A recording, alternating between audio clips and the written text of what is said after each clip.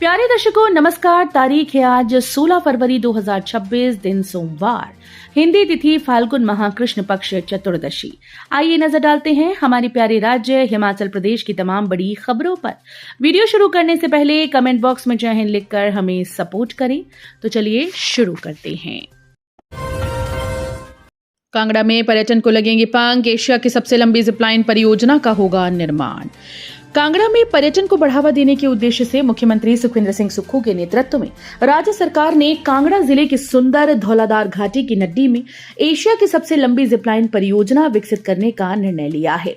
4.3 kilometre लंबी Naddi Zipline परियोजना की अनुमानित लागत 7.41 करोड़ रुपए है और इसे ऐतिहासिक साहसिक पर्यटन पहल के रूप में विकसित किया जाएगा। इस परियोजना में 4 स्टेशन होंगे: गल्लू, बलगांव, नड्डी और मैगी पॉइंट खड्ड। ये परियोजना पर्यटकों को रोमांचक अनुभव प्रदान करने के साथ साथ धौलाधार पर्वतमाला की मनमोहक प्राकृतिक सुंदरता का आनंद लेने का अवसर देगी। हिमालय क्षेत्र में नया पश्चिमी विक्षोभ होगा सक्रिय, हल्की बर्फबारी या बूंदाबांदी की संभावना। हिमाचल प्रदेश में वर्तमान में मौसम शुष्क बना हुआ है, जिससे अधिकांश क्षेत्रों में धूप खिलने के साथ साथ तापमान में हल्की बढ़ोतरी दर्ज की गई।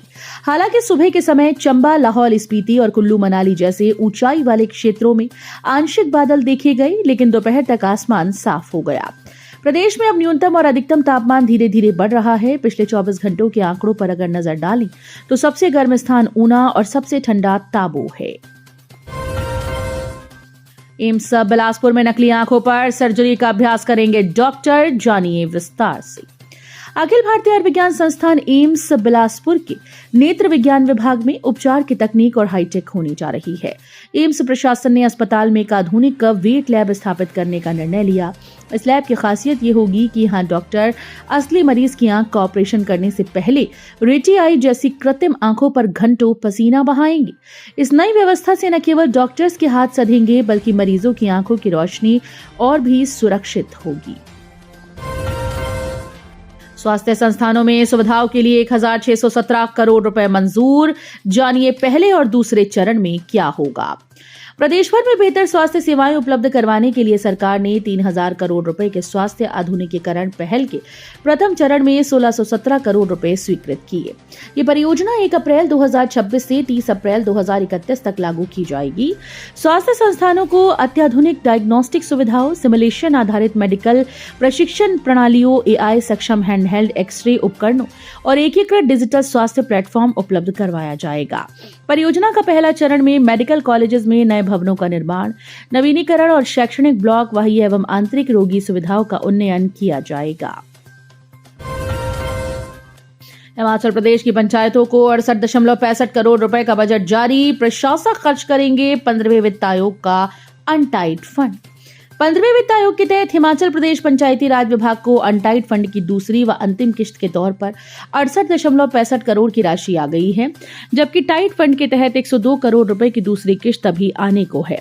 ऐसे में करीब 69 करोड़ की अनटाइड फंड की राशि को पंचायतों के चुने हुए प्रतिनिधियों को हटाने के बाद प्रशासक पहले से प्रस्तावित योजना पर खर्च कर सकेंगे। ऐसे में पंचायतों में विकास कार्यों की रफ्तार बढ़ेगी और लटके हुए कार्य पूरे हो सकेंगे। प्रधानमंत्री इंटर्नशिप योजना, पढ़ाई के साथ रोजगार की समझ विकसित कर रहे हरियाणा के युवा, पंजाब पिछड़ा। उत्तरी भारत के 3 राज्यों हरियाणा, पंजाब और हिमाचल प्रदेश में प्रधानमंत्री इंटर्नशिप योजना का अलग अलग असर देखने को मिल रहा है। संसद में रखी गई रिपोर्ट के मुताबिक हरियाणा में योजना सबसे अधिक कारगर रूप से चल रही है। कॉलेज खत्म होते ही रोजगार की चिंता शुरू हो जाती है। डिग्री मिलती है लेकिन उद्योग का अनुभव नहीं होता।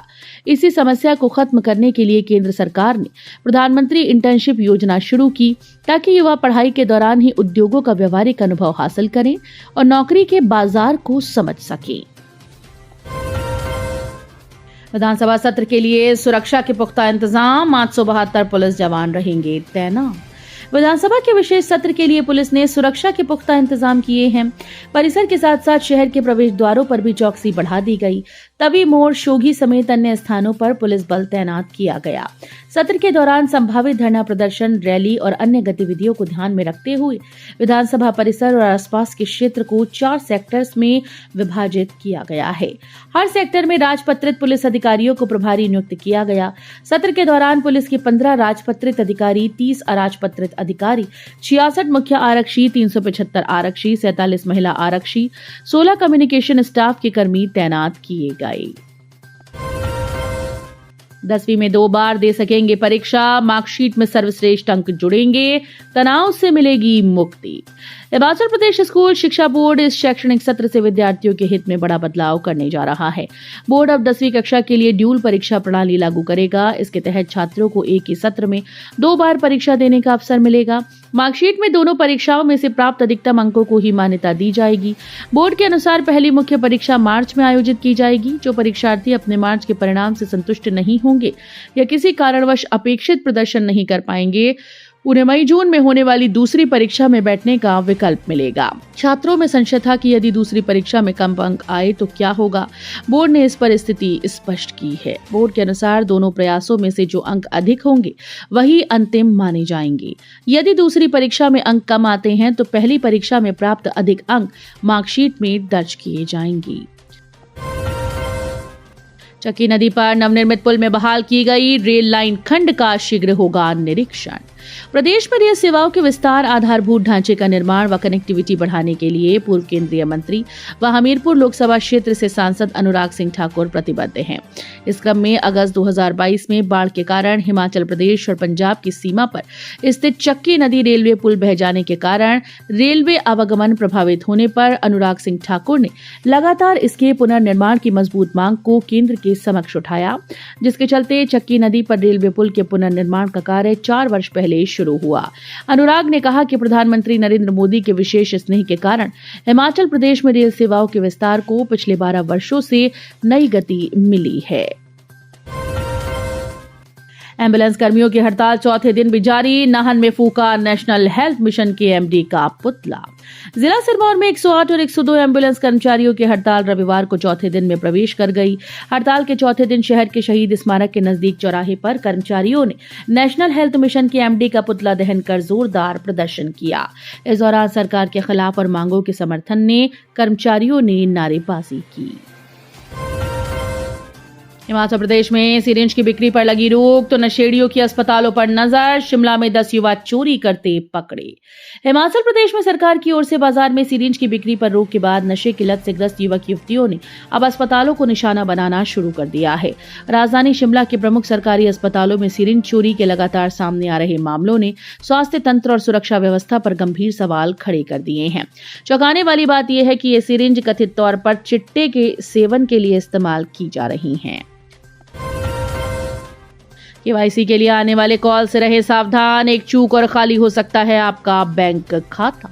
साइबर ठग आए दिन लोगों को लूटने के नए नए तरीके अपना रहे हैं। शातिर कस्टमर को कॉल करके पहले गुमराह करते हैं और फिर बड़ी सफाई से उसी कस्टमर से उसका बैंक अकाउंट खाली करवा देते हैं। साइबर ठगों ने लूट का एक नया तरीका निकाला है। शातिर लोगों को फेक कॉल का ठगी शिकार बना रहे हैं। शातिर केवाईसी के लिए कुछ फर्जी लिंक भेजकर लिंक डाउनलोड करवाकर लोगों को लूट रहे हैं। केवाईसी अपडेट के नाम पर फोन आता है और बस चंद मिनटों में लोग शातिरों की बातों में आ जाते हैं और उसके भेजे फर्जी लिंक्स पर क्लिक कर अपनी डिटेल शेयर करते ही शातिर बैंक खाते से राशि निकाल लेते हैं। टालीवाल में दुकानदार से नशीले पदार्थ और 40,000 नकदी बरामद। विशेष अन्वेषण शाखा की टीम ने शनिवार देर सायं गुप्त सूचना के आधार पर निरीक्षक सुनील सांख्यान के नेतृत्व में टालीवाल में एक दुकानदार से 36 ग्राम चरस, 94 ग्राम अफीम, 228 ग्राम भुक्की, 40,000 रुपए व इलेक्ट्रॉनिक तराजू बरामद किया। पिता को बिना बताए गाड़ी लेकर दोस्तों के साथ चला गया था हार्दिक। शिवरात्रि के दिन बुझ गए 3 घरों के चिराग। हिमाचल प्रदेश के मंडी में महाशिवरात्रि पर भीषण सड़क हादसे में 3 घरों के चिराग बुझ गए। सराज के बुनालीधार के समीप हुए हादसे में 3 दोस्तों की मौत हुई जबकि एक गंभीर रूप से घायल हो गया। ये चारों अपने एक दोस्त हार्दिक के नाना के गांव से वापस बक्सियाड़ की ओर आ रहे थे। तो ये थी आज की फटाफट खबरें। हम मिलेंगे अगले बुलेटिन में, तब तक के लिए धन्यवाद। जय हिंद।